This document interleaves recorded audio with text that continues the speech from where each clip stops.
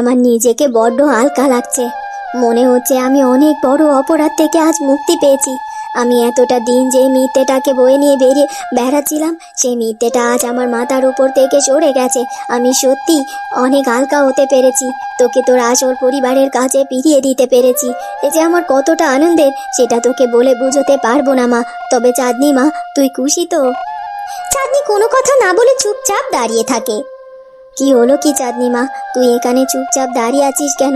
কোনো কথা বলছিস না যে? কি হয়েছে কি মা তোর? তুই এই রূপনগর রাজ্যের রাজকন্যা। তুই যদি এভাবে মন মরা হয়ে থাকিস তাহলে কি হবে বল? এভাবে মন খারাপ করে থাকিস না মা, আমার দিকে ঘুরে তাকা। এরপর চাঁদনি সোনালির দিকে ঘুরে তাকায়, কিন্তু চাঁদনির চোখের কোণায় হঠাৎ করে জল গড়িয়ে আসে। এ কি রে মা, কি হয়েছে কি? তুই এভাবে কাঁদছিস কেন? এখন তো খুশির সময় মা, তুই যদি কাঁদিস তাহলে কি সেটা মানায় বল? তুই এই রূপনগর রাজ্যের রাজকন্যা হয়ে সব সময় হাসি খুশি হয়ে থাকবি, তোর চোখে জল মানায় না। আচ্ছা চাঁদনি, তুই কি কোনো কারণে কষ্ট পেয়েছিস মা?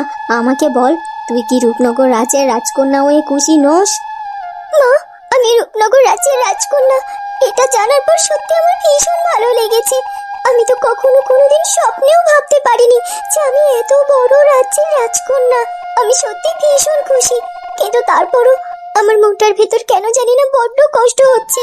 মা, এতদিন তো আমি জানতাম আমি তোমার মেয়ে, কিন্তু এখন আমি জানতে পারলাম যে আমি তোমার মেয়ে নই। আমি আমি রূপনগর রাজ্যের মহারাজ মহারানীর মেয়ে।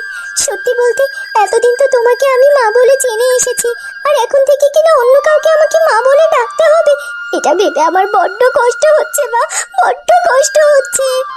পাগলি মেয়ে আমার, আমি তো তোকে ছেড়ে অন্য কোথাও চলে যাচ্ছি না। আর তাছাড়া আমি তো সব সময় তোর সাথেই থাকবো। আর তোকে তো কেউ বলেনি যে তুই আমাকে মা বলে ডাকতে পারবি না। তুই আমাকেও মা বলে ডাকবি আর মহারানীকেও মা বলে ডাকবি। তোর তো কত বড় সৌভাগ্য যে তোর দুজন মায়ের আদর ভালোবাসা পাবি তুই। আর তুই কিনা এইসব ভেবে কষ্ট পাচ্ছিস? চাঁদনি, তুই কিন্তু একদম কষ্ট পাবি না মা।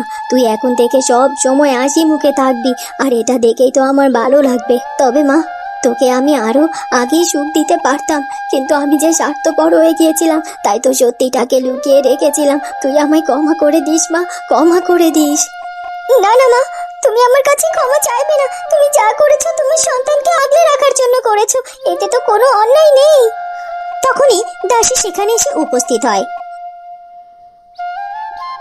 রাজকন্যা চাঁদনি, দয়া করে আমার সাথে চলুন। আজকে থেকে আপনি এই কক্ষে নয়, আপনার কক্ষেই থাকবেন। আর তাছাড়া মহারানী বলেছে আপনাকে রাজকন্যা বেশে প্রস্তুত করতে। চলুন, আপনার কক্ষে সব প্রস্তুত করা আছে, আপনি এক্ষুনি আমার সাথে চলুন।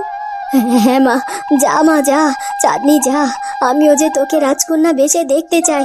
আমিও দেখতে চাই যে আমার চাঁদনি। আমার শরীরটা বড্ড বেশি খারাপ ছিল, তাই আমার দিদি ভাইয়ের সাথে তখন দেখা করতে পারিনি। কিন্তু সকাল হতে না হতেই আমি চলে এলাম। কোথায় আমার দিদি ভাই? ওকে দেখতে চাই আমি। মা, আপনি একটু অপেক্ষা করুন, কিছুক্ষণের মধ্যেই দাসী চাঁদনিকে নিয়ে আসবে।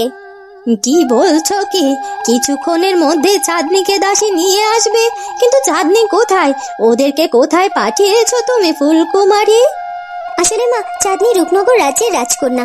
আমি চাই আর চাঁদনি সবার সামনে রূপনগর রাজ্যের রাজকন্যা রূপেই আসুক। ওই মলিন বেশ পরিবর্তন করে আমি দাসীকে বলেছি ওকে রাজকীয় সাজে যেন সাজিয়ে নিয়ে আসে।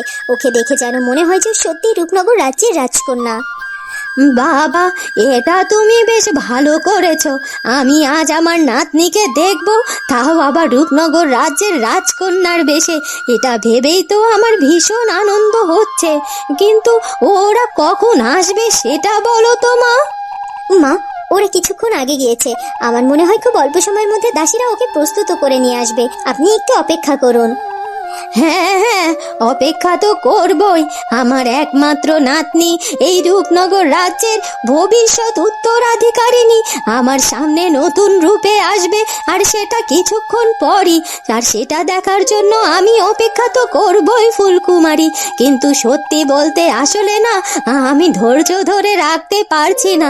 মনে হচ্ছে এক্ষুনি ওই কক্ষে গিয়ে আমি চাঁদনিকে দেখে আসি। মা, আর কিছুক্ষণের মধ্যেই চাঁদনি চলে আসবে। আর আমি তো রাজ্যের সকল প্রজাদেরও খবর পাঠিয়ে দিয়েছি, তারা হয়তো কিছুক্ষণের মধ্যে এসে উপস্থিত হবে। আমাদের রাজকন্যাকে তারাও দেখার জন্য অধীর আগ্রহে অপেক্ষা করবে।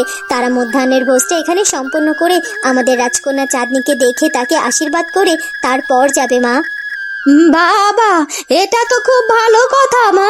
ফুলকুমারী সকলের আশীর্বাদ নিয়ে আমাদের